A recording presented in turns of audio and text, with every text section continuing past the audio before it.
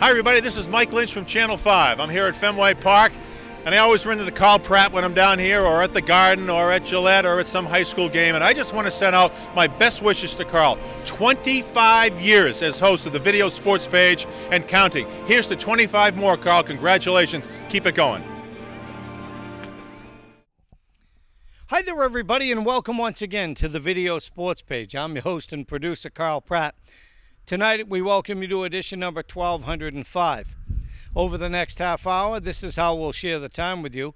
We have some highlights of boys varsity tennis as the Plymouth North Eagles took on Dennis Yarmouth. We have some highlights of girls varsity softball as Duxbury took on Quincy this week.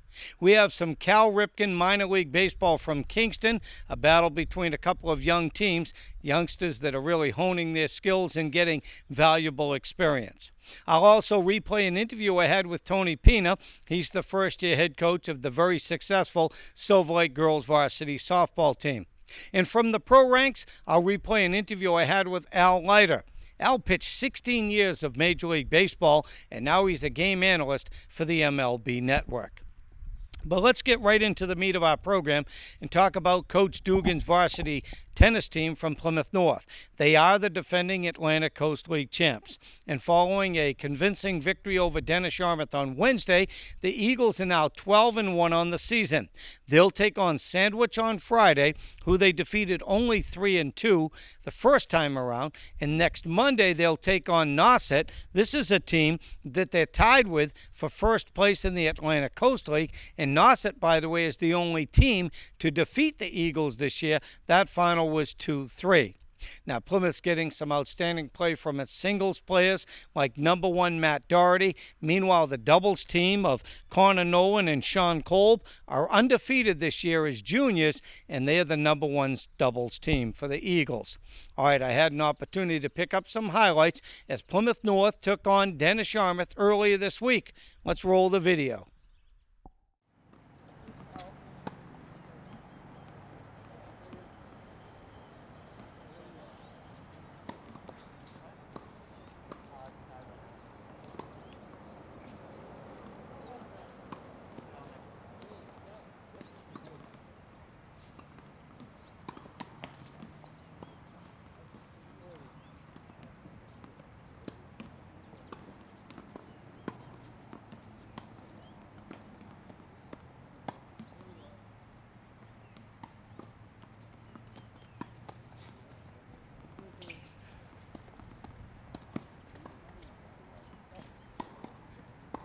Okay, it's all right.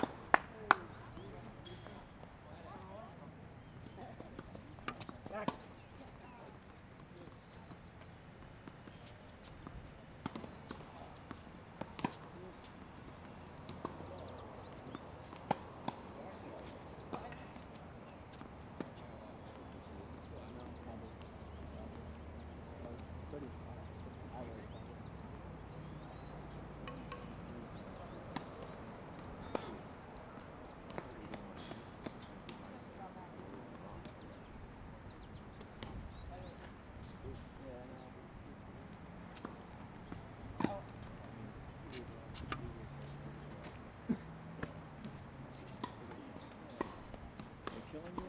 Oh, murder.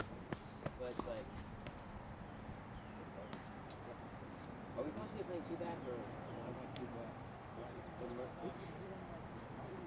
Why are they doing this? Yeah. He doesn't have a back and I don't have a back. No, it doesn't matter. They can just getting... Who's to get up there really high? No, they who's to get your... Like, the arms right here, they will not take that. So, this guy has to, like, run out, get it back. Well, they have really good Run out. What are we at right now?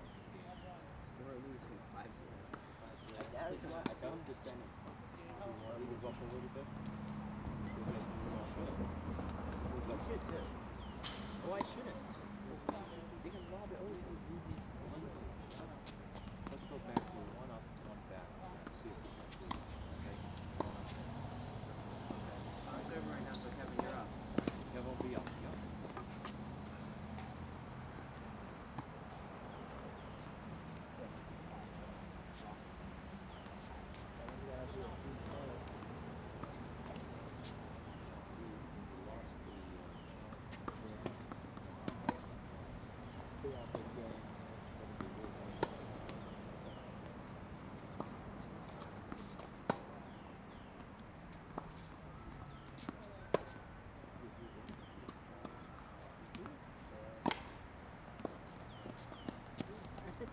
Good try. Good try.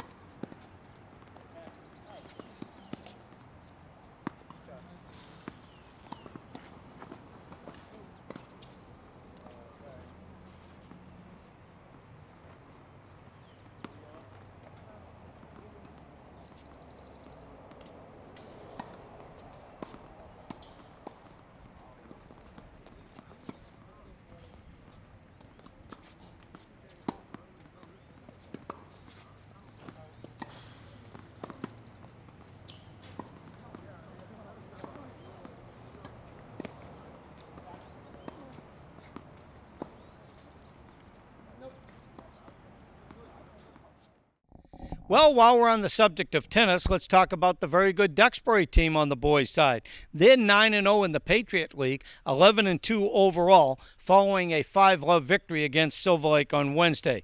Mike Malampy, Eric Seawald, and Jack Simon all had strong performances as singles winners for Duxbury. All right, let's talk a little bit about the Duxbury softball team. Tough schedule this week for the Green Dragons. Earlier this week, they took on Quincy, lost that 4-0, then faced the very good Silver Lake team, lost that 11-0. We do have some highlights and some footage from that matchup against Quincy. Let's roll the tape.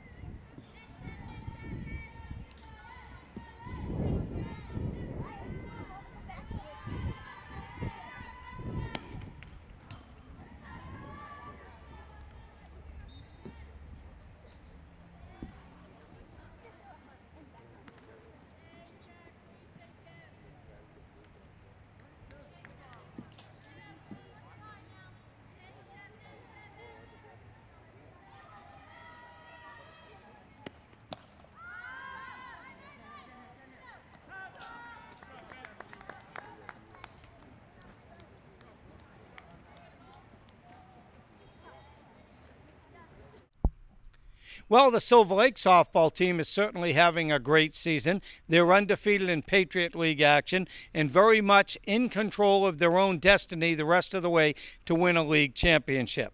Silver Lake knocked off Duxbury on Wednesday. Final count there was 11-0. Shannon Grindle went 3 for 4, including a home run. Emily Critch went 3 for 5 to help lead Silver Lake to that victory. Well, prior to that matchup against Duxbury, I had a chance to catch up with head coach Tony Pina, and we had this conversation. All right, let's continue with this week's edition of our program. Several programs in the past since spring sports began. We've been talking an awful lot about the Silver Lake girls softball team, more specifically their outstanding sophomore pitcher, Maddie Baroni, here to shed some light on his program. And this young pitcher is first-year head coach Tony Pina. As we tape this interview on a Tuesday afternoon, you're 12-0. What's that mean? It means that we're doing a lot of things right. But what I like most about how we're doing so far is we're still learning. We're still getting better. And we got a hunger to really improve our game. We know we're not as good as we can be yet. Yeah, but 12-0 is still a nice position to be in. As we tape this interview, you got Duxbury on Wednesday. You got a big matchup coming up on Thursday as our program goes on the air against Quincy. Yeah. That's the thing. Our girls know that the season isn't over yet. And we have a lot of tough games left to play. Duxbury is always difficult at home. I don't care what their record is. Playing in Duxbury has presented problems for Silver Lake in the past. And then we play Quincy on Thursday. We beat them 3-0 in a much closer game than that. So we still have a lot of tough games ahead of us we need to focus on. All right, Silver Lake has propelled themselves to a 12-0 record. As you mentioned, even though you're learning, a lot of things have gone right starting on the mound. And talk about this young sophomore, how she's handled it. Maddie Baroni, when the game starts, she's all business. She is pitching, I think, at her height right now this season. I think her pitches are working for her. But once again, she's someone that is very reflective about her pitching. When things don't go as well as she would like, she's constantly thinking about how to pitch better, how to work batters over a little bit better, and that's what makes her a special player. Silver Lake has had an outstanding program in the past under the direction of Coach Mike Brennan. Tony takes over. You served as his JV coach for a few years, so these kids are familiar with you. How much of an advantage is that? Well, I think that helped sort of with the learning curve, making the adjustment to a new coach. I mean, obviously, I think it's pretty safe to say that Coach Brennan and our coaching styles differ a little bit. But I think the fact that I was in the program, I'm kind of a known commodity at Silver Lake, teaching there for 18 years.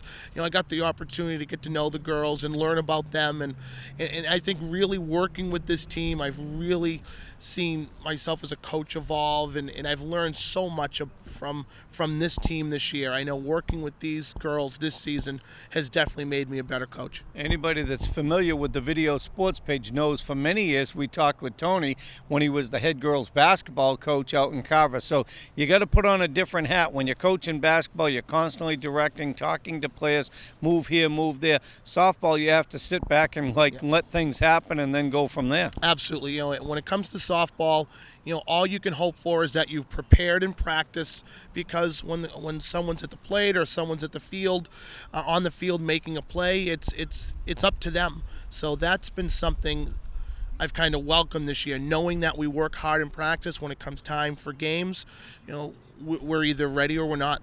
All right, Silver Lake obviously has been ready. 12-0 as we tape this interview. By the time I put it on the air, I'll have an update on game number 13 against Duxbury. Thursday they take on Quincy. So we talked about the pitcher for obvious reasons. How about hitting-wise? Who's leading the way?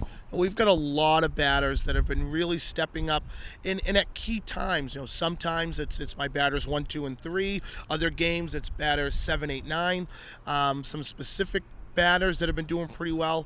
Senior captain Jess Smith has really come into her own. I mean, she's batting about .550 right now. Then you have some of the people that have been consistent all year, with freshman Emily Critch batting just under .500. Maddie Baroni batting about .500, who leads the team in home runs. You got senior captain Abby Alexiadis, who is always a very smart batter and has a knack for driving in runs. All right, the Silver Lake Lakers on a roll so far. Lots of softball yet to be played. How about quickly, is there one girl that surprised you? I mean, Maddie Baroni, we've talked about here, 5 straight no-hitters, or at least part of those games, struck out a ton of people already this year. But is there somebody that surprised you that after 4, 5, 6, 8, 10 games you said, wow, look at this one? Someone that's really coming to her own, especially as of late, is junior second baseman Jenny Reardon. She has really taken advantage of the opportunities that she's had and has come up big in big situations. In our game yesterday against Hingham, she goes 3 for 4 with 4 RBIs, and every time she got up, she sparked us, and her fielding has gotten progressively better. I feel very, very confident in her fielding ability as of late. So she's one that's just added another quality player to our lineup. So it doesn't matter if it's Mike Brennan for 25 plus years or Tony Pina. The list goes on, and you just check off another opponent, add another victory to Silver Lake's total. They're 12-0 now. We appreciate your time as always. Keep it rolling. Thank you. All right, we'll continue with more. Tony Pina has joined us this week on the Video Sports Page. Well, while we're on the subject of Silver Lake around the diamond, let's talk about the baseball team. They're having another terrific season. Silver Lake shut out Duxbury on Wednesday, 6-0. Silver Lake's now 8-2 in the Patriot League. They're 12-3 overall. But you know what? There's a lot of teams right on the backs of Silver Lake, including Duxbury, who's 5-2 in the league. Quincy is 6-3, and Hingham is 6-3. Anthony Vedetto was the winning pitcher against Duxbury. He had a no-hitter through the first 5 2/3 innings. He's 7-1 on the season. He struck out 8, walked only 2, and lowered his season ERA to 1.25. Now, this comes on the heels of a very impressive victory by Silver Lake against Hingham. That final count was 2-1 this week, and that game went 10 innings. Silver Lake, by the way, wins this game 2-1. Jason Jondro, a sophomore pitcher, went 10 innings. He allowed just 3 base hits and no earned runs. Actually, the game went 11 innings. Let me stand corrected, 11 innings. But Jondro went the first 10. He struck out 10, allowed only 3 hits. Vedetto, by the way, picked up the save for Silver Lake. 12-3 right now on the season. Now, next on tap for Silver Lake on Friday, they go to Quincy. Quincy defeated Silver Lake earlier this year, 8-4, and it wasn't even that close. Silver Lake scored 3 runs in the 7th inning to make it interesting. And next Tuesday at home, Silver Lake will take on the Pembroke Titans. Well, let's break away from high school baseball. Let's talk about pro baseball. Let's spend some time now replaying the interview I had earlier this year with Al Leiter. He pitched Major League Baseball for 16 years, and you know what? Now he serves as a game analyst for the MLB Network. 3, 2, 1. Okay, let's continue with this week's edition of the Video Sports Page. Sellout crowd here at Fenway Park. Lots of focus. First meeting of the year, Red Sox, Yankees. Al Leiter's here to join us on the program. Let's talk about it. Forget about this. Baseball's been very good to you. Forget about it. I like that. Oh, yes, absolutely. Are you kidding? I got a chance to play 19 years in the big leagues and 23 years professional, did more than I ever dreamt, and now I got to do this yabba-dabba-do stuff like you're doing during baseball games. How cool is that? Yeah, let's back up the clock, though, that World Series game when you threw about 2,000 pitches, and is that arm still hanging? Boy, is it hanging. You know what? It's funny you mention that because now in a day of pitch counts and 100 pitches. We can watch a guy throwing a 3 or 4 hit shutout right now in 5th inning. He's got 100 pitches. They're going to take him out. I think that's a bit crazy. There's a fine line between babying guys and abuse. And maybe there were some games when I was pitching there might have been a little bit of abuse. Yeah, but let's talk about how good baseball has been to you, though, not only just as a player, but to stay involved as a broadcaster in a game you so dearly love. You know, when I retired in spring training of 06 with the Yankees after the first WBC, I really wasn't sure, but I knew I wanted to be in the game. But having a family with kids and wanting a chance to flip my own burgers on 4th of July and watch the fireworks, I knew I didn't want a day-to-day thing. So when the Yankees Yes Network came to me and said, look, you want to do 50 games, like it was just an easy transition. And, having that of being able to stay in the game, I can't believe it's 8 years already. MLB Network was launched in 09, and I do some of the MLB Network stuff, and it's just fun to be able to be at the ballpark and talk baseball. Well, you talk about talking baseball with all the personalities, all the friends you've made over the years. I invite you to my house for a cookout this August, and I say, Al Leiter's coming, and I say, Al, bring 3 personalities that my friends and family will just enjoy. Not be intimidated by, not the most home run people, you know what I mean, just love. One of them's right over here. Kevin Millar is one of the funnier human beings I've ever been around. Fantastic. Johnny Franco was one of my best friends, still best friend, and one of my best teammates. I would invite Johnny, and I would invite Sandy Koufax. What a gentleman, what a nice man, and what a storyteller. Can I throw in Jim Cott? There you go, Jim. He'd be pretty good, too. There you go. I want everybody 5'4" and under for my benefit. But before I let you sneak away, who was that first bigger-than-life figure for Al Leiter when you first broke into baseball? And we didn't have the ESPNs and things like that, but you looked across the field and you said, wow, I'm on the same field as so-and-so. Even better than that. Well, there's a few. When I faced George Brett, I thought that was pretty cool. Growing up in New Jersey and the Pine Tar game and all those rivalries with the Yankees and the Kansas City Royals, that was pretty cool standing on the mound with George Brett in the box. I would say probably being on the mound pitching against Nolan Ryan. You know, just another guy that, wow, I'm on the not only same field, but I'm sharing the same mound in the same game. So that was pretty cool. All right, part B to that question. I don't know, as a young kid, if you were like me and you collected baseball cards, was there ever a case where you had a card and all of a sudden maybe you eventually met that person and you said, wow, how cool is that? You know, I wasn't. My brother Mark, who played 10 years in the big leagues, he was a card collector. I wasn't really a card collector, honestly. I mean, I used to put him in the spokes, and I'd buy the packs and look at them. But boy, I wish I was, because I had a chance to meet a lot of cool people. All right, before I let you sneak away, for the young people watching my show, maybe they pick up an old Marlins yearbook or an old Yankees this or that or media guide. What would you like people to remember about Al Leiter? You know what? I really, truly gave it my all. I think even now when I coach, my son's team and watch kids play hard. That's why I like guys like Dustin Pedroia or Derek Jeter or Evan Longoria, or guys that play hard. You run out of the box. You got 4 sprints of 90 feet to first base. You can't run all the way through the bag. I appreciate effort, and I think people who had seen me pitch knew that I was giving everything that I had. So recently we saw a star get benched for not racing right down the bench or right down the baseline. Recently we had a star get benched. Yeah. So what did that mean to you? You saw that. You must have said, come on, guys.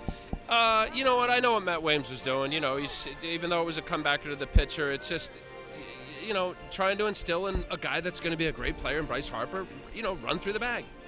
Simple as that. Yeah.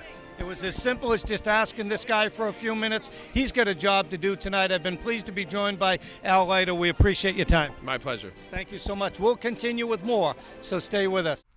Well, let's drop down a few notches. Let's talk about the Cal Ripken program over in Kingston. They play their games at the Opachinski Complex, and we're talking about the minor leagues. This is for baseball players ages 9, 10, and even 11 years old. They have a 12-game season, and I have some highlights to share with you. There was a battle this week between the Rattlers and the Scrappers. These are just 2 of the 6 teams. All right, the Scrappers are under the direction of Dave Dilley. Meanwhile, Mark Kelleher directs the Rattlers. And, how about a quick note about Mark Kelleher? Giving an awful lot to the youngsters these days. Here's a guy that got it done in high school. He's in 2 different Hall of Fames for North Quincy High School. Recently just got voted into the Baseball Hall of Fame. He's also there for the Football Hall of Fame for the North Quincy Red Raiders. Congratulations to Mark Kelleher. And he's coached at a number of different levels, not just the minor leagues as he gets involved with his youngster. He's coached at Babe Ruth Baseball, Legion Baseball, high school baseball. Well, let's take this opportunity to look at his latest coaching duties as he gets involved with the Rattlers as they're part of the minor league system for Cal Ripken Baseball in Kingston.